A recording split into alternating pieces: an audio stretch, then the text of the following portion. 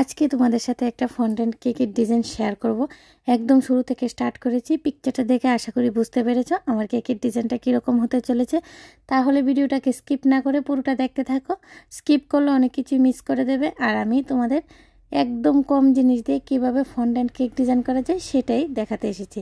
দেখো আমি ফন্ডেন্টটাকে ভালো করে বেলে নিয়েছি, ফিনিশিংটা দিয়ে নিয়েছি। এখন আমি দেখো কাটার আমার কাছে ছিল, কিন্তু আমি ইচ্ছে করেই প্লাস্টিকের একটা মুখ নিয়ে নিয়েছি আর ওটা দিয়ে কাট করে নিয়েছি। তো খুব সুন্দর একটা রোজ বানিয়ে নেব। আমি আগে থেকেই দেখো কিছু রোজ বানিয়ে রেখেছি। এখন তোমাদের সামনে কিছু রোজ বানিয়ে দেখাচ্ছি আমি কিভাবে রোজগুলোকে বানিয়েছি। ডিজাইনটার মধ্যে কিছু বল ছিল সাইডে ইউজ করার জন্য বর্ডারে, তো আমি সেই বলগুলোকেও ফন্ডেন্ট দিয়ে খুব সুন্দর করে বানিয়ে নিচ্ছি। হাত দিয়ে বানাতে গেলে অনেকটাই সমস্যা হয়ে যায়, আর এরকম মোল্ড কিনে নিলে বানাতে অনেকটাই সুবিধা হয়। হ্যালো ফ্রেন্ডস, আশা করি তোমরা সবাই ভালো আছো, আমিও ভালো আছি। তোমাদের সকলকে জানাই অসংখ্য অসংখ্য স্বাগত।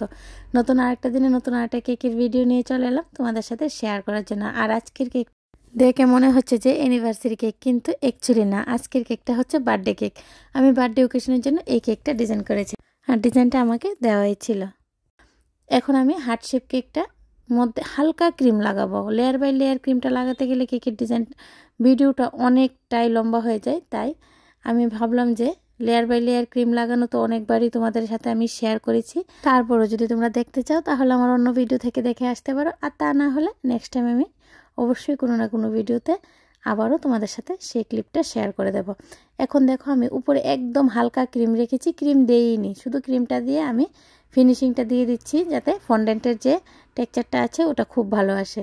তো দেখো আমি কিভাবে করছি, স্কিপ না করে যদি দেখতে থাকো তোমরাও সেম টু সেম কেক বানিয়ে নিতে পারবে।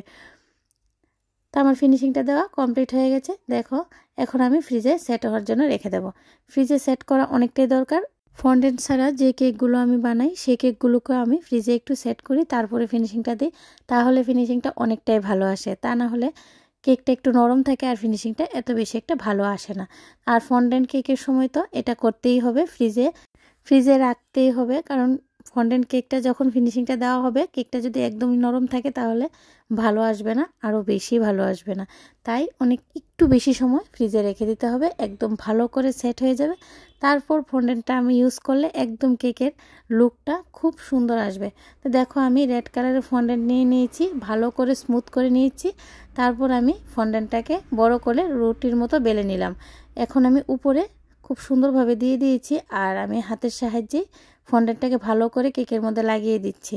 প্রথমে আমি হাতের সাহায্যেই লাগিয়ে নেব ভালো করে, তারপর আমি ফিনিশিংটা দিয়ে দেব ফন্ডেন্টের উপরে, যাতে ফন্ডেন্টটা দেখতে অনেকটাই স্মুথ মনে হয় আর দেখতে যাতে অনেকটাই ভালো লাগে।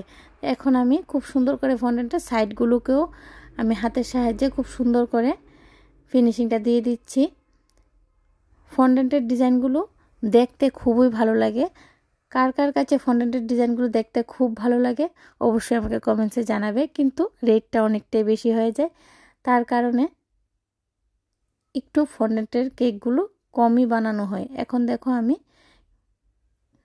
ফন্ডেন্টটাকে ভালো করে সেট করে দিচ্ছি, একদম যেন কেকটার মধ্যে একদম ভালো করে ফিনিশিংটা আসে।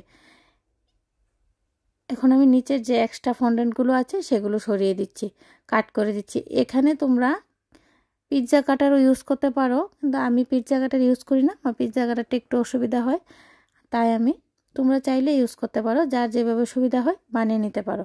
এবার দেখো কেকের মধ্যে ফিনিশিংটা কতটাই ভালো এসেছে। আমার ফিনিশিংটা দেওয়া একদম কমপ্লিট হয়ে গেছে। এখন আমি এরিবল গাম নিয়ে নিলাম আর লাগিয়ে দিচ্ছি। আর এখন আমি যে বলগুলো বানিয়েছি সেগুলোকে আমি খুব সুন্দর করে লাগিয়ে দেবো বর্ডারে। এই কেকটার মধ্যে ক্রিম একদমই কম ইউজ হয়, কারণ যেহেতু ফন্ডেন্ট দিয়ে পুরোটা কাজ, উপরে কোনো ক্রিমের কাজ ছিল না। আর ফিনিশিংটাও আমি ক্রিমের সাহায্যে দিয়েছি, কিন্তু একদম কম ইউজ করেছি। এখন দেখো যে রাউন্ড রাউন্ড বলগুলো আমি বানিয়ে রেখেছিলাম ফন্ডেন্ট দিয়ে, সেগুলোকে আমি নিচে লাগিয়ে দেবো সুন্দর করে, পুরোটা কেকের মধ্যে লাগিয়ে দেবো। নর্মালি নিচের বর্ডারটা দেওয়ার পর কেকের লুকটা অনেকটাই চেঞ্জ হয়ে যায়। আর আজকে দেখে নাও ফন্ডেন্ট দিয়ে বর্ডারটা দেওয়ার পর কেকের লুকটা কীরকম লাগে। তাই আমার কেক বানানো যদি তোমাদের থেকে ভালো লাগে আর আমার কেকের ভিডিওগুলো দেখে যদি তোমরা একটু হলেও উপকৃত হও, তোমাদের মনে হয় যে নেক্সট টাইম আরও নতুন নতুন অনেক কেকের ভিডিও দেখতে চাও তাহলে অবশ্যই যারা এখনও সাবস্ক্রাইব করোনি আমার চ্যানেলটাকে সাবস্ক্রাইব করে পাশে থাকা বেল আইকনে ক্লিক করে দেবে নেক্সট টাইম এরকমই নতুন নতুন আরও কেকের ভিডিও দেখার জন্য। এখন দেখো লুকটা অনেকটাই চেঞ্জ হয়ে গেছে, আমার লাগানো প্রায় কমপ্লিট হয়ে যাচ্ছে, লুকটা অনেকটাই চেঞ্জ হয়ে গেল। আর এখানে একটু গামটা লাগিয়ে নেবে, যারাই ফন্ডেন্টের কেকগুলো বানাও জানি না তোমরা কিভাবে ফন্ডেন্টগুলোকে কেকের সাথে অ্যাটাচ করো। আমি তো একটু গাম লাগিয়ে নিই, ইডিবল গাম কিনতে পাওয়া যায়, কেকের জন্যই আসে, সেগুলো একটু লাগিয়ে নিলে ডিজাইনটা একদমই সেট থাকে। আর ডিজাইনটা সেট থাকাটা অনেকটাই দরকার, তা না হলে কেকের ডিজাইনটা নষ্ট হয়ে গেলে দেখতে একদমই বাজে লাগে, তাই বলছি। এখন আমার লাগানো কমপ্লিট হয়ে গেছে, দেখো এগুলো আর খুলবে না, কেকটা কাটার সময় সাথেই চলে আসবে, কারণ এখানে আমি ইডিবল গাম ইউজ করেছি। এখন উপরও আমি যে জায়গাতে ফ্লাওয়ারগুলো হবে আমি আগে থেকে বানিয়ে রেখেছি, সেই জায়গাতে আমি একটু একটু করে লাগিয়ে নিলাম, তারপর আমি ফ্লাওয়ারটাকে বসিয়ে দিলাম। উপরে 3টা ফ্লাওয়ার হবে আর নিচেও 3টা ফ্লাওয়ার হবে, সেমভাবে আমি বানিয়ে নিলাম। এখন দেখো মিডলে আমি নামটা লেখার জন্য একটা হোয়াইট কালারের ফন্ডেন্টেরই রিবন বানিয়ে নেব। তো আমি ফন্ডেন্টটাকে ভালো করে স্মুথ করে নিয়েছি। ফন্ডেন্ট রেসিপি বানাতে গেলে ভালো করে ফন্ডেন্টটাকে আগে স্মুথ করে নিতে হবে, এটা একদম দরকার, তা না হলে ফন্ডেন্টের ডিজাইনগুলো একদমই ভালো আসবে না। এখন দেখো আমি বলেছিলাম যে খুব কম জিনিস দিয়ে ফন্ডেন্টের কাজগুলো আমি করব, শুধু একটা কাটারি ইউজ করেছি, বাকি আমি আশেপাশে যা পাওয়া যায় তা দিয়েই আমি কাট করে নিচ্ছি। এখন দেখো আমি বানিয়ে নিলাম, এখন উপরে আমি সুন্দর করে বসিয়ে দেবো, হাত দিয়ে একটু ফিনিশিংটা সাইডে দিয়ে দিতে হবে, দেখতে আরেকটু সুন্দর লাগবে। এখন আমি উপরে বসিয়ে নামটা লিখে দেবো। তো আমার কেকের ডিজাইনটা দেখো একদম কমপ্লিট হয়ে গেছে। তোমাদের থেকে কীরকম লাগলো অবশ্যই কিন্তু আমাকে একটু কমেন্টসে জানাবে।